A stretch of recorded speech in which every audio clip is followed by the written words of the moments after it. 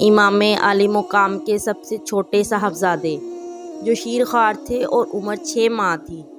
امام کو ان سے بہت پیار تھا، ایک تو چھوٹا ہونے کی وجہ سے اور دوسرا اس وجہ سے کہ 3 دن سے مسلسل بھوکے پیاسے تھے اور بول بھی نہیں سکتے تھے۔ امام بار بار خیمے میں تشریف لاتے اور فرماتے، مجھے میرا عسکر دکھاؤ۔ پکڑتے، سینے سے لگاتے، اپنی سوکھی زبان ان کے منہ میں ڈالتے اور کوفیوں کو فرماتے، ظالموں، مجھ پر تو نہیں رحم کیا، اس بچے پر ہی رحم کرو، اس نے تمہارا کیا جرم کیا ہے؟ دنیا میں بڑے بڑے ظلم ہوئے مگر تاریخ انسانیت میں اتنا بڑا ظلم کبھی نہ ہوا ہوگا 6 گھنٹوں میں پورا خاندان نبوت ذبح کر دیا گیا ہو۔ حضرت سیدہ زینب رضی اللہ تعالیٰ عنہا نے امام علی مقام کو عرض کیا کہ اصغر کی تکلیف نہیں دیکھی جا رہی۔ فرمایا، کیا کروں؟ عرض کیا، اس کو اٹھا کے لے جاؤ اور ان ظالموں سے اس کے لیے رحم کی بھیک مانگو۔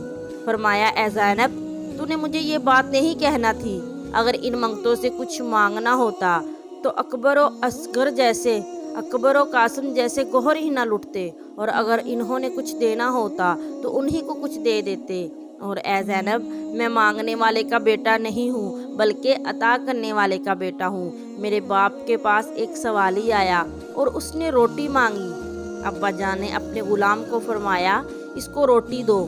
اس نے کہا، روٹی اونٹ پر ہے اور اونٹ قطار میں ہے اور قطار 40 اونٹوں کی ہے، ابھی سفر سے آئے ہیں، نہیں یاد روٹی کس اونٹ پر ہے؟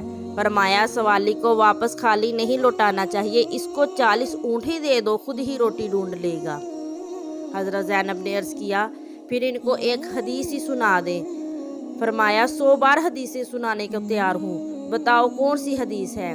عرض کیا، من لا یرحم صغیرنا ولم یوقر کبیرنا فلیس منا، جو چھوٹوں پر رحم نہ کرے اور بڑوں کا احترام نہ کرے وہ ہم میں سے نہیں۔ فرمایا، اب مجال نہیں کہ کچھ کہہ سکوں مگر اتنی بات سن لے کہ کوئی یہ نہ کہے کہ حسین سب سے چھوٹے بچے کی باری ہار مان گیا اور پانی مانگنے چلا گیا۔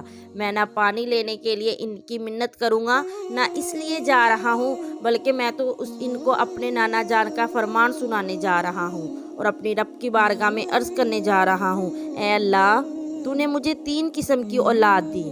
ایک وہ جو پیدل چل کر آ سکتے تھے، وہ پیدل چل کر آئے اور تیری راہ میں سر کٹا کر گئے۔ دوسرے وہ جو سواریوں پر سوار ہو کر آئے اور جان قربان کر گئے۔ یہ اصغر نہ چل کے آ سکتا ہے نہ سوار ہو کر، اس کو میں ہاتھوں پر اٹھا کر لایا ہوں، مگر قدرت کو شاید یہی منظور تھا کہ حوض کوثر کے مالک اب حوض کوثر کا پانی ہی آ کر پئیں۔ امام حسین نے اصغر کو ہاتھوں پر لیا ہوا تھا کہ حرملہ نے تیر مارا اور اصغر کے گلے کو چیر کر امام علی مقام کے بازو میں پیوست ہو گیا تو اصغر نے آنکھیں کھول کر زبان حال سے عرض کیا، ابو، یہ پانی پلا رہے ہو؟ امام نے فرمایا، بیٹا، ایسا پلا دیا ہے کہ اب دنیا کے پانی کی تجھے ضرورت ہی نہیں رہے گی۔ امام نے اصغر کے خون سے چلو بھر کر پہلے آسمان کی طرف پھر زمین کی طرف پھینکنا چاہا تو نہ پھینکا۔ شاید آسمان نے کہا ہوگا، اے حسین، میں نے کیا جرم کیا ہے؟ اصغر مظلوم کا خون میری طرف اچھال رہے ہو، ادھر نہ اچھالنا، کہیں بارش ہی منقطع نہ ہو جائے۔ اور زمین نے کہا ہوگا کہ میں سبزہ اگانا بند کر دوں گی، تو امام نے اپنے منہ پر مل لیا اور منہ آسمان کی طرف کر لیا اور عرض کیا، اے مولا، اب تو راضی ہو جا، تیری بارگاہ میں سرخرو ہو کر آیا ہوں۔ اللہ نے فرمایا، حسین، تو کوئی میرا دشمن نہیں ہے۔ کوئی کہتا ہے پھرے کہ اتنی مصیبتیں اس لیے آئی ہیں کہ اللہ ناراض ہو گیا ہوگا، بلکہ تو میرے محبوب کا محبوب ہے اور میرا بھی محبوب ہے۔ عرض کیا، پھر محبوبوں سے تو پیار ہی کیا جاتا ہے۔ فرمایا، بس دنیا کو دکھانا تھا کہ ایسے بھی یار بنائے ہوئے ہیں جو اپنے ہاتھوں پہ بچے اٹھا کر لاتے ہیں اور میری راہ میں قربان کر دیتے ہیں۔ امام واپس خیموں میں آئے۔ بی بی زینب نے عرض کیا، کیا پانی نہیں پلایا؟ فرمایا کہ ایسا کہ اب نہ ہونٹ خشک ہوں گے، نہ زبان سوکھے گی، نہ ہائے کرے گا نہ روئے گا۔ عرض کیا، یہ کس ملک کا پانی پلا لائے ہو؟ فرمایا، میں اس کو جام فرات نہیں، جام شہادت پلا کر لایا ہوں۔ والدہ اصغر سے فرمایا، لو اپنا بیٹا اصغر، اس کو دنیا کا پانی تو میسر نہیں آ سکا، لیکن ہاں، میرے نانا جان علیہ الصلوۃ والسلام ساقی کوثر کے ہاتھوں اصغر آب کوثر سے سراب ہو گیا۔ دل کے نقوش ہیں، انہیں رکھنا سنبھال کر، मैदान में रख दिया है कलेजा निकाल कर, असगर को दफन करके दहकती ज़मीन में मौला हुसैन दीन का पौधा लगा गए। अली असगर की शहादत के बाद एक अरबी ऊँटनी पर सवार बड़ी तेज़ ऊँटनी दौड़ाता हुआ आया और इमाम आली मुकाम से ही पूछने लगा कि तुम में से हुसैन कौन है, मैं उसको मिलना चाहता हूँ, मुझे जल्दी बताओ, ये मनाजर देखकर मेरा दिल घबरा रहा है। इमाम आली मुकाम ने फरमाया, क्या तू हुसैन को पहचानता है? अर्ज़ किया, जब वो बचपन में नाने के कंधों पर बैठकर मदीना की गलियों में घूमता था, मैंने उस वक्त उसको कई बार देखा है। फरमाया, अगर पहचान सकता है पहचान ले, मैं ही हुसैन हूँ। फरमाया, अच्छा तो बता कहाँ से आया है मैं? उसने अर्ज़ किया, मैं मदीना मुनव्वरा से आया हूँ। इमाम आली मुकाम ने फरमाया, मदीना का नाम लेकर तूने मेरा दिल ठंडा कर दिया। मेरा बस चलता तो तुम्हें बहुत सारी दुनियावी इनाम भी देता, उखरवी मकाम भी, तो तुझे ज़रूर मिलेगा। क्या तू मुझे बता सकता है कि मैं अपनी एक बच्ची मदीना में छोड़ आया हूँ, उसका क्या हाल है? अर्ज़ किया, जनाब उसी का पैगाम लेकर आया हूँ। फरमाया, पैगाम दे, मगर इतना सोच लेना कि मैं पहले ही दुखों में गिरा हुआ हूँ, कोई मज़ीद बोझ मुझ पर न डालना। अर्ज़ किया, अगर मुक़द्दर में दुख ही लिखे हों तो मैं सुख कहाँ से लाऊं? फरमाया, अच्छा बता क्या पैगाम है? हुसैन ये पत्थर उठाने को भी तैयार है। वो अर्ज़ करने लगा कि मैं मदीना के करीबी गांव का किसान हूँ, बच्चा बीमार हुआ, मदीना शरीफ दवाई लेने आया, दिल चाहा कि पहले अपने नबी के रोज़े पर हाज़री दे लूँ। वहाँ एक बच्ची को देखा जो बड़ी दर्द भरी आवाज़ में आपके नाना जान से सरगोशियाँ कर रही थी, खुद भी रो रही थी और दूसरों को भी रुला रही थी। मुझे बच्चे की दवाई भूल गई और रोज़ा पाक की हाज़िरी भी भूल गई।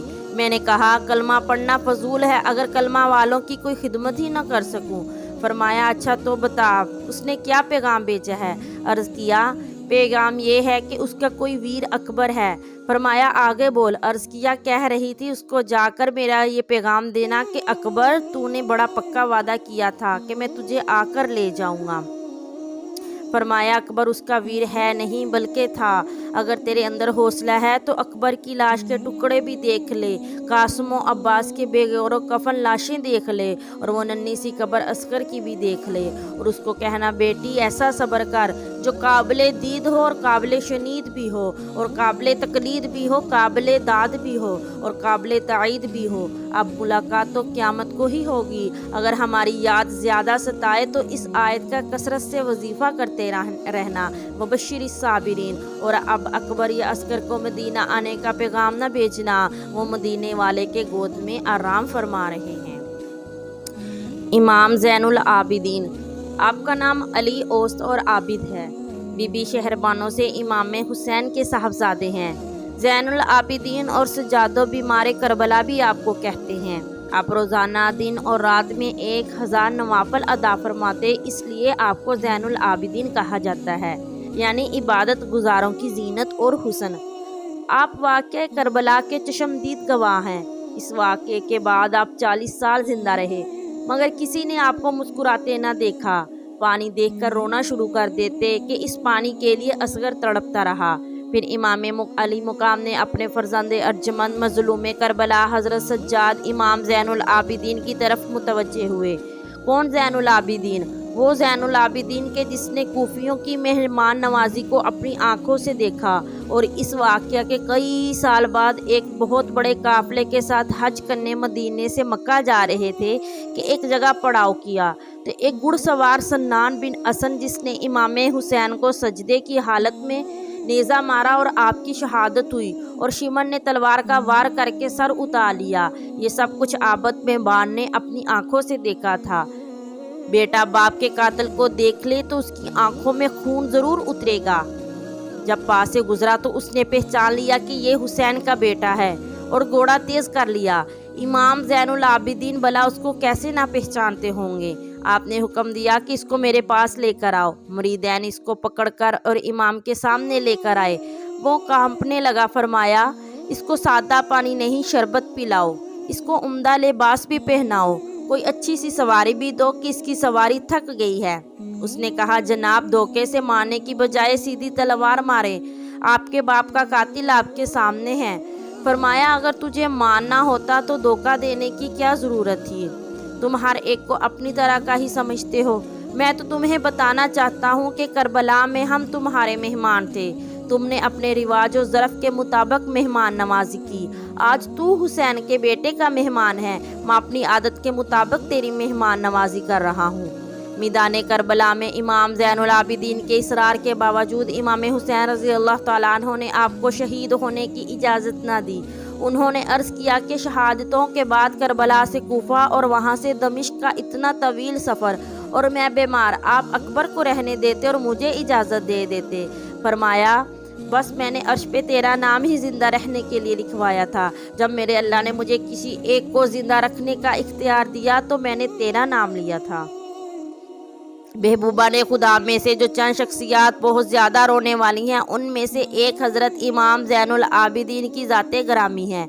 इमाम ज़ैनुल आबिदीन को जब करबला के मनाजिर याद आते तो आपकी तबीयत ख़राब हो जाती, गशी के दौरे पड़ते और जब होश आ जाते तो आपके आंसुओं से कभी कूज़े भर जाते थे। बल्कि रिवायात में है कि आप जिस बलाखाने में रहते थे, कभी आपके आंसुओं का पानी पर नाले से नीचे गली में गिरने लगता था और ज़मीन तर हो जाती और वहाँ घास उग आती।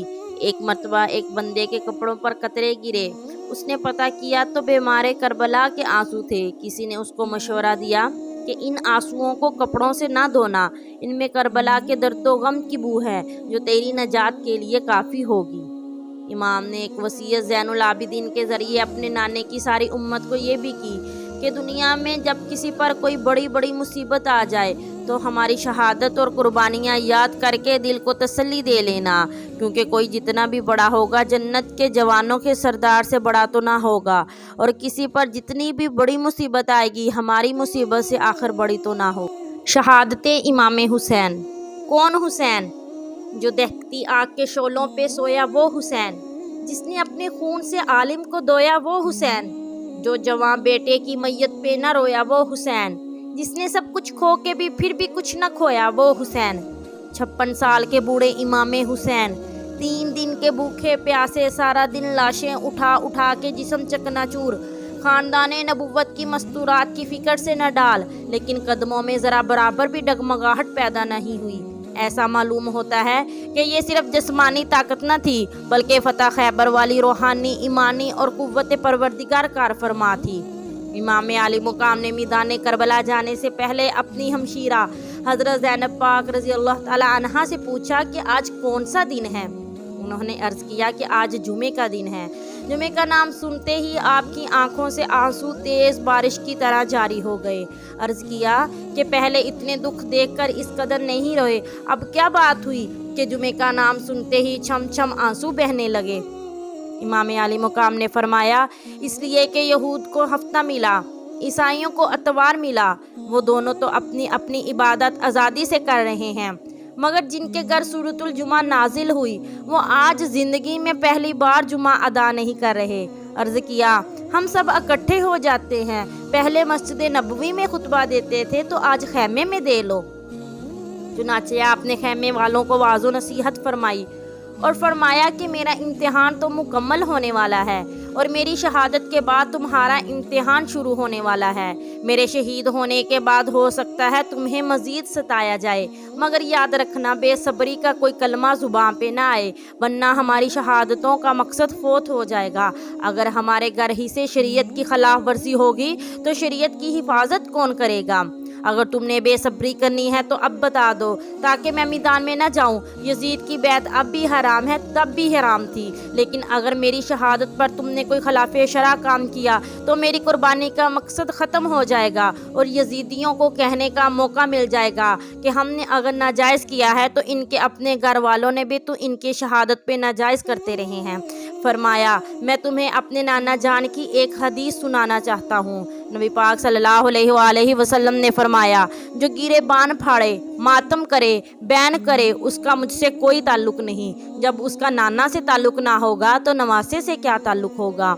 हज़रत सैयदा ज़ैनब रज़ी अल्लाह ताला ने अर्ज़ किया, ए हुसैन, जिस माँ का तूने दूध पिया है उसका मैंने भी पिया है। अगर तू कासम और अकबर और असगर की लाश पे सब्र कर सकता है तो मैं भी तेरी शहादत पर सब्र करूँगी। फरमाया, मैं शहीद हो गया तो तुम्हें बहुत याद आऊँगा। قدم قدم پہ یاد آؤں گا، مگر اس آیت کا ذکر اور ورد کثرت کے ساتھ کرنا۔ مبشر الصابرین۔ اے میری بہن، بی بی ہاجرہ نے صبر کیا تو ان کے قدموں کے نشانات کو صفا مروہ بنا کر اللہ نے نشانیاں بنا دیا۔ تو بھی اگر صبر کرے گی تو تیرے صبر اور پردے کے خطبے میری شہادت کے ساتھ پڑھے جائیں گے۔ ہم یہاں کوئی نیا طریقہ رائج کرنے نہیں آئے، اصول وہی نانے کی شریعت کے ہیں، انہی کی خاطر سر بھی کٹا رہے ہیں، گھر بھی لٹا رہے ہیں۔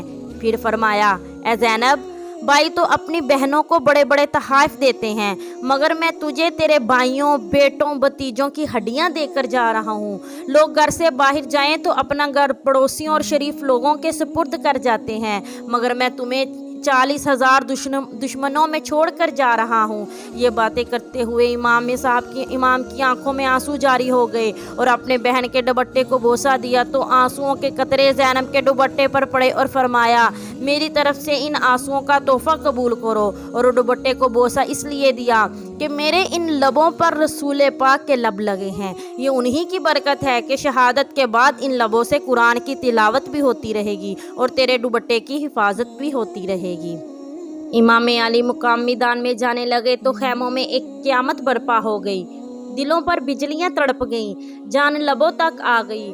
آپ رضی اللہ تعالیٰ عنہ نے پھر سب کو تسلی دی اور فرمایا، دلوں پر پتھر ڈال لو، بے کسوں کا وکیل و کارساز تمہارا حافظ و ناصر ہو۔ امام حسین میدان کربلا میں تشریف لے گئے۔ یزیدی لشکر کی تعداد 22,000 سے لے کر 40,000 تک بتائی جاتی ہے۔ آپ نے پورے لشکر کا بغور جائزہ لینے کے لیے ان کی طرف دیکھا تو فراست مومنہ اور نور ولایت سے بھانپ گئے کہ ان نام نہاد مسلمانوں کے دل میں ایمان اور اسلام نام کی کوئی شے نہیں ہے۔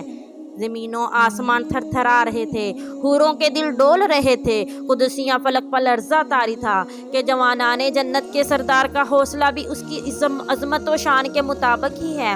عمر بن سعد جو پہلے امید لگائے بیٹھا تھا کہ پانی بند کرنے سے ہمارا مسئلہ حل ہو جائے گا، پھر اگلا قدم اٹھایا تو خیال تھا کہ 1-2 شہادتیں ہوں گی تو ڈر کر حسین مار جائے گا، مگر اب اس کا پیٹ خوف سے دیگ کی طرح کھولنے لگا اور گھبراہٹ طاری ہو گئی۔ پورے لشکر کے ہاتھ پاؤں پھولنے لگے، منہ پر ہوائیاں اڑنے لگیں، چہروں کے رنگ زرد ہو گئے کہ ہمیں تو نہیں لگتا تھا کہ حسین یہاں تک آ سکتا ہے، مگر حسین نے بتا دیا کہ اپنے رب کو راضی کرنے کے لیے میں اس سے آگے تک بھی جا سکتا ہوں، اور ایسا کیوں نہ ہو، جتنی زیادہ شان ہوتی ہے اتنا بڑا امتحان ہوتا ہے۔ آپ نے تمام حجت کی خاطر یزیدی لشکر کے سامنے خطبہ ارشاد فرمایا۔ آپ نے فرمایا، اس وقت دنیا میں صحابیت سب سے اونچا درجہ ہے اور بے شمار و لاتعداد موجود ہیں، عالم، فاضل، حاجی، غازی، ہر طرح کے لوگ ہر علاقے میں موجود ہیں، لیکن جان لو، محمد کا نواسا صرف میں ہوں، میرے علاوہ دنیا میں کوئی نہیں ہے۔ اگر تم نے مجھے شہید کر دیا تو باقی سارے ہوں گے، لیکن تم میں نبی کا نواسا اور نبی کے کندھوں کا سوار کوئی نہ ہوگا۔ فرمایا، اے کوفیو، تم کیوں میرے قتل کے در پر ہو؟ حالانکہ شریعت میں قتل اس کا جائز ہے، نمبر 1 جو مرتد ہو جائے، جبکہ الحمدللہ اسلام کے ڈنکے بجا رہا ہوں اور دین پر قائم ہوں۔ نمبر 2 شادی شدہ اگر بدکاری کا مرتکب ہو جائے اور شرعی شہادتیں موجود ہوں، الحمدللہ اتنے بڑے گناہ کا تصور بھی نہیں کر سکتا۔ نمبر 3 کسی کو ناحق قتل کیا ہو تو قصاص میں اس کو قتل کیا جاتا ہے، میرا دامن اس گناہ سے بھی پاک ہے۔ جب جرنیلوں نے دیکھا کہ حسین رضی اللہ تعالیٰ عنہ کی سچی اور کھری باتوں سے لوگوں پر اثر ہو رہا ہے تو شمر کہنے لگا، حسین، ہم نے تجھے تقریر کے لیے نہیں بلایا، جو کہنا ہے جلدی کہہ۔ لوگ حیران تھے کہ ابھی تو حسین 3 دن کا بھوکا پیاسا ہو کر اتنے صدمے اٹھا لیے، پھر بھی ذرا برابر لچک نہیں آ رہی۔ فرمایا، یزید کی بیعت خاندان نبوت کی توہین ہے اور میرے ہوتے ہوئے یہ توہین نہیں کی جا سکتی۔ عمر بن سعد نے کہا، بیعت کرو ورنہ مقابلے کے لیے تیار ہو جاؤ۔ امام خدا فرمانے لگے، شیر خدا کا بیٹا ہوں، موت سے نہیں ڈرتا۔ میدان کربلا میں اترے، مقابلے میں آپ دیر تک یزیدیوں کو واصل جہنم کرتے رہے۔ پورے یزیدی لشکر میں کہرام مچا ہوا تھا۔ حضرت علی شیر خدا کا یہ بیٹا تلوار لے کر جس طرف نکل جاتا، یزیدی لشکر خوف زدہ بیڑوں کی طرح آگے آگے بھاگنے لگتا۔ اس مارکا کے دوران آپ کو بہت پیاس لگی، آپ نے پانی کے لیے دریائے فرات کا رخ کر لیا، मगर दुश्मन सख्त मुज़ाहमत करने लगा। अचानक एक तीर आया और आके चेहरे को ज़ख्मी कर दिया। आपने तीर खींच निकाला, फिर हाथ चेहरे की तरफ उठाए तो दोनों चुल्लू खून से भर गए। आपने अपना खून आसमान की तरफ उछाल दिया और खुदा का शुक्र अदा करते हुए कहा, इलाही मेरा शिकवा तुझी से है, देख तेरे रसूल के नवासे के साथ क्या बर्ताव हो रहा है। इसके बाद शिमर ने तकरीबन 10 आदमियों को साथ लेकर हज़रत इमाम हुसैन के खेमे की तरफ बढ़ा, जहां आपके अहलो अयाल और मालो असबाब था। हज़रत इमाम हुसैन अपने अहले खाना और काफ़िला की तरफ आने लगे तो शिमर अपने साथियों के हमरा आपके और आपके काफ़िला के दरमियान हायल हो गया। इस पर हज़रत इमाम हुसैन ने फरमाया, अफसोस है तुम पर, अगर तुम्हारा कोई दीन नहीं है और तुम क़यामत के दिन से नहीं डरते तो कम से कम दुनिया के जी हसब और शरीफ नफ्स इंसान तो बनो। अपने ओबाश और जाहलों को मेरे अहलो अयार और मालो असबाब से दूर रखो। शिमर ने जवाब दिया, एक फ़ातिमा के बेटे, तेरा ये मुतालबा मंजूर है। अब्दुल्ला बिन अम्मार से मरवी है कि जब हज़रत इमाम हुसैन का मुहासरा हुआ तो मैंने देखा क्या मेमना पर हमला आवर हुए। हज़रत इमाम हुसैन के हमले से तमाम सिपाही डर के भाग गए। खुदा की कसम, मैं हुसैन से पहले और हुसैन के बाद कोई ऐसा शख्स नहीं देखा जो कसीर दुश्मनों में इस हालत में गिरा हो कि उसकी औलाद और साथी कत्ल हो गए हों, मगर फिर भी वो हज़रत इमाम हुसैन रज़ी अल्लाह ताला अन्हो की तरह शुजा, दलेर और मुतमईन हो। हज़रत इमाम हुसैन रज़ी अल्लाह ताला अन्हो दिन का तवील हिस्सा मैदान में खड़े रहे। अगर लोग चाहते तो फ़ौरन आपको कत्ल कर देते, लेकिन हर शख्स दूसरे पर टालता रहा, क्योंकि हुसैन रज़ी अल्लाह ताला अन्हो का गुनाह कोई भी अपने ज़िम्मा ना लेना चाहता था। आखिर शिमर ने कहा, तुम्हारा बुरा हो, क्या इंतज़ार कर रहे हो, काम तमाम क्यों नहीं करते। अब हर तरफ से नरगा हुआ। आपने पुकार कर कहा, क्या मेरे कत्ल पर एक दूसरे को उबारते हो। वल्लाह, मेरे बाद किसी बंदे के कत्ल पर खुदा ताला इतना ना खुश ना होगा जितना मेरे कत्ल पर ना खुश होगा। शिमर के उकसाने पर यजीदी लश्कर हज़रत इमाम हुसैन रज़ी अल्लाह ताला अन्हो पर हर तरफ से टूट पड़ा। ज़रा बिन शरीक तमीमी ने आगे बढ़कर आपके बाएं कंधे पर तलवार मारी, जिससे आप लड़खड़ा गए। इस पर सब हमला आवर पीछे हट गए। फिर सन्नान बिन अबी अमर बिन अंस नखफी ने आगे बढ़कर आपको नेज़ा मारा, जिससे आप घायल होकर गिर पड़े। सन्नान ने अपनी सवारी से उतरकर आपको ज़िबा किया और सरतन से जुदा करके खुली बिन यजीद के हवाले कर दिया। बाज़ रिवायात के मुताबिक हज़रत इमाम हुसैन को शहीद करने वाला शिमर था, और ये भी कहा जाता है कि आपको बनी मज़हज के एक आदमी ने शहीद किया। जब हज़रत इमाम हुसैन रज़ी अल्लाह ताला अन्हो शहीद हो गए तो आपके बदन मुबारक पर नेज़े के 33 और तलवार के 34 ज़ख्म थे।